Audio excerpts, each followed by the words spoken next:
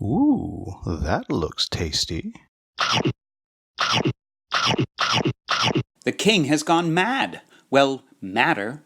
He's throwing people into the dungeon left and right to try and uncover the conspiracy to unseat him that surely exists. As his favored crew of dungeon keepers, torturers, and psychopaths, your job is to turn the screws on these unfortunate yokels and get them to confess.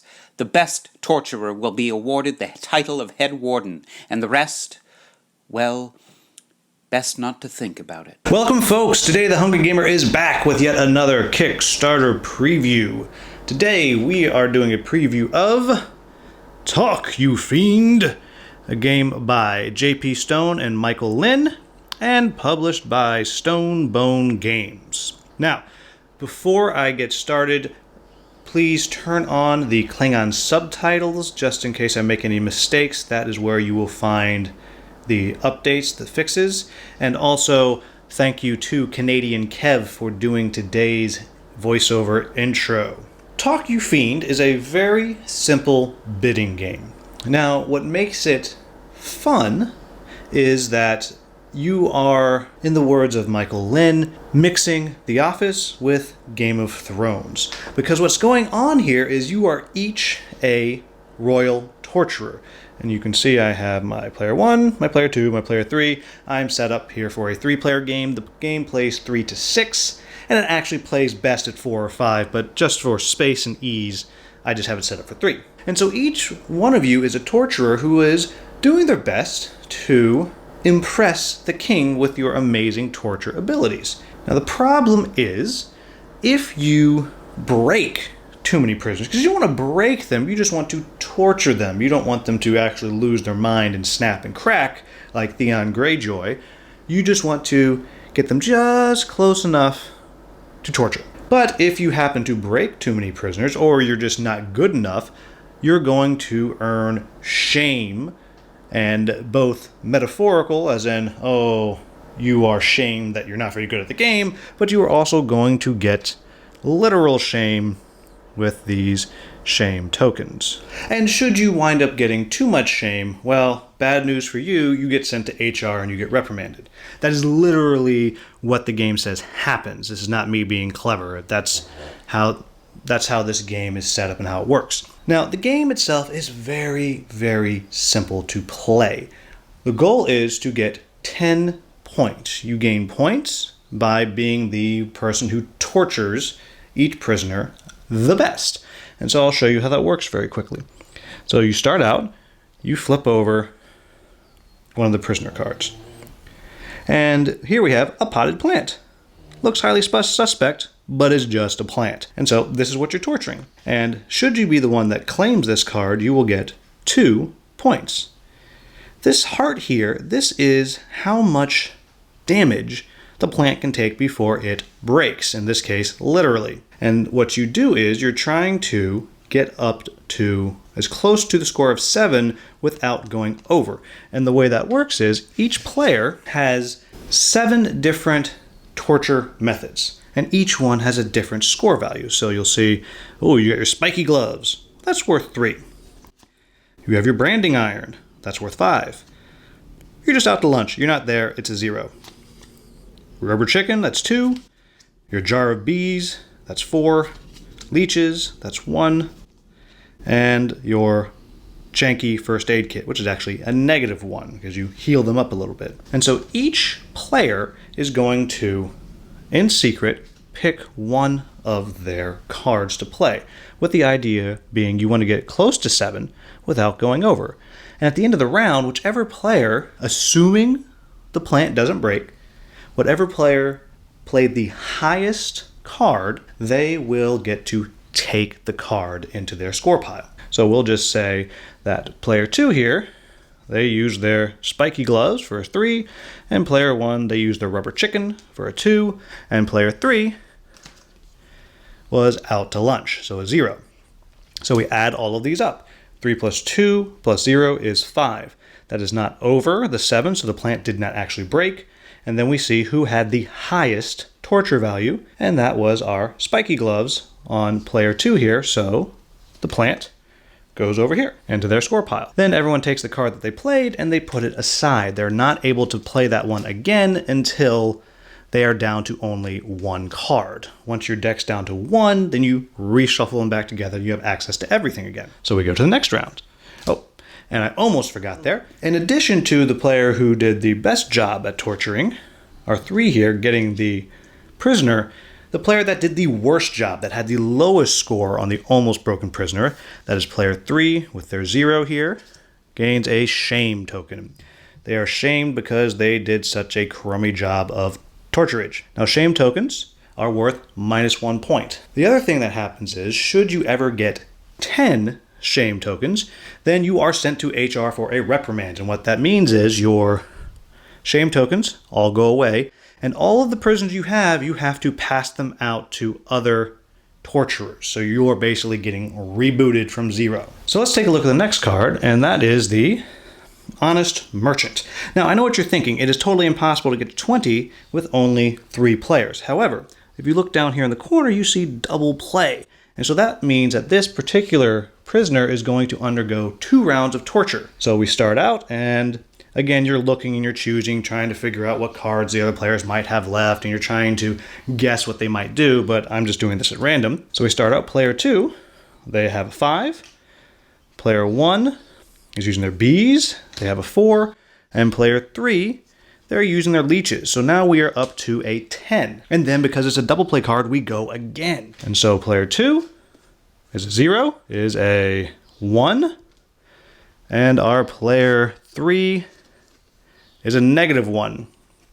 So here we have 5, 10, plus another total of 0, so we have a 10. The highest card, the highest value is over here with the 5, so the Honest Merchant would go over here. And then all these cards get discarded. And the player that had the lowest value, again, was player 3, so player 3 gets more shame. And you go to the next round. And this time we have the Village Idiot. Now you notice the Village Idiot is worth -3, so you're thinking you don't want that. But if you look down here, when scored, you may give to another player. Now, I'm not going to do another random again, because the other thing that you need to see is what happens if you go over. And so let's just say that we all read each other a little bit wrong here, and that was what we played. So player 2 had the branding iron for 5, player 1 had the jar of bees for a 4, and our player 3 had the spiky gloves for a 3. That is a total of 12. That is too much. This Village Idiot has broken. In this case, when you break the player, it's scored in the exact opposite way than if you did not go over the health value. And so what that means is you look at who had the lowest torture value, because clearly you were the only one that really knew what was going on. So now that means player 3 over here with their spiky gloves, they are awarded the card. And so then they are able to pass this on to whoever they want, because that's what it says at the bottom, and we'll just give that over here. And at the same time, the person who did the most damage, they are the one that is shamed. And so that was actually a 4-point swing. So now the score has gone from being 6 to 0 to -2 to being 2 to 0 to -2. And the only other thing that you need to know about is on some of the cards, you have these other symbols. You have this triangle with the heart. And what that means is your target is not actually the 12 here. In a 3-person game, it is the 8 down here, because that's a lower score and it's more likely that you get close to it. And you will also find, in some cases, the hexagon here, and that's if you were playing a 6-person game. So the numbers shift a little bit. And so that's it. That's how this game works. As I said, it's very simple, very quick, very easy. So what do I like about this game? Well, first off, I have to say that it's just a fun, light, simple bidding game. It just works. And the reason it really works is because they've put an interesting theme onto it. You could very easily play this game with just numbers on cards, and it would be super dry, super boring. In fact, in the written review, I described how to play using just numbers and pointed out just how dry and boring that is. But when you mix in the fact that you are these torturers just trying to get by, trying to do a good job, and the fact that it's not a horrific game. Like these are like doodles that they're doodling in the margins of their torture textbook here. it's just kind of fun. It makes it a little lighthearted. It's that office feel that Michael Lynn was talking about when he sent me this game and told me about it. And so the game, it just works. It's so quick. It's so simple. And it's fun. There's something delightful about looking at the other players and trying to think, okay, well, no, they played their 5 last turn, and I think they played their 3, so the highest they can possibly go is the 4, and this is what I have left. Well, I really want that card, and you're trying to guess what people are going to do, and you're sure you got it, and you put it down, and you are completely wrong, and it's just funny. And then you are very clearly, literally, and figuratively, you are shamed for it, and it's fun, it's delightful, and I really like this artwork. Now, those of you who have watched several of these reviews, you're saying, whoa, whoa, whoa, Hungry, you are always complaining about cards that are nothing on the background. They're just a bunch of white. And that's true. I do complain about that all the time. I feel like it's unfinished when that happens, but something about this just seems right. It feels like it's a doodle. It feels like it's the cheat sheet that the torturer has. And it's like, oh gosh, what am I going to do? Oh, jar of bees, that's a good idea. And then he just kind of doodled on there. It's just fun. And it also takes away from the idea that you are torturing somebody, which is actually kind of dark, kind of creepy. And I also like these prisoners here. They're just clever. They're fun. Oh, you got the worthy rival. Yeah, he deserves to be tortured. You know, you have some that are kind of more serious, like your ex-spy or grave robber. You got your cultists, can't have those. And then you have some other delightful ones, like the surly chef. That's a delight. You've complained about the food, and he comes back and he says, I don't care, eat it anyway. Oh, well, send him down, torture him. Oh, the nice princess. Ah, well, torture her. You have your town drunk, and I love this particular artwork there. That's great. Your co-worker of the month, the elderly grandma, the naughty princess, which pairs with the nice princess if you have them both. And you get the idea. Now, what do I think are the misses of this game? And again, as I've been blessed to be able to say with a lot of the games I've reviewed, I don't have a lot of negatives to say about this game. And there's only really 2. The first one is, because this game is so simple and so light, it doesn't fully realize that theme of Game of Thrones meets The Office. It's there, and it's present, and the theme makes the game fun. But I would not go so far as to say it goes all the way into The Office or all the way into Game of Thrones.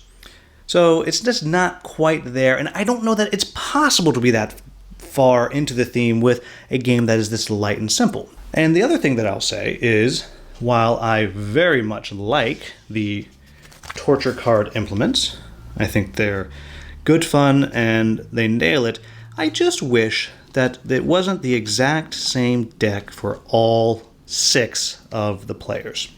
I think it would be great fun if each deck was just a little bit different. What those would be, I have no idea, but I'm not a game designer, so it's not really my problem. But that's it. That's all I have to say about things that could be a little bit better. And everyone who's done a Kickstarter knows that as a Kickstarter, there are stretch goals. And I would not be surprised if something like variant art for different players comes up as a potential stretch goal. I don't know. The sky is the limit with something like that. All in all, if you enjoy bidding games, if you enjoy a little bit of social deduction, then this is a game you should check out on Kickstarter.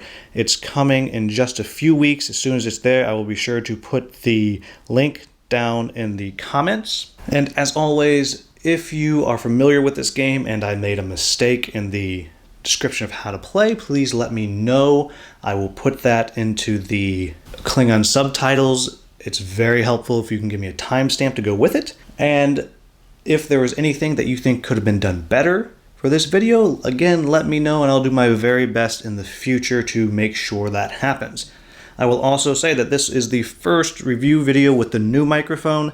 I know that there had been some issues with sound on headphones, kind of going back and forth between the ears. I don't know why that was happening, but hopefully this new microphone fixes it. I think it has, but if that's still a problem, do let me know, because it means it's an issue when I'm exporting the video into MP4 format or uploading it to YouTube.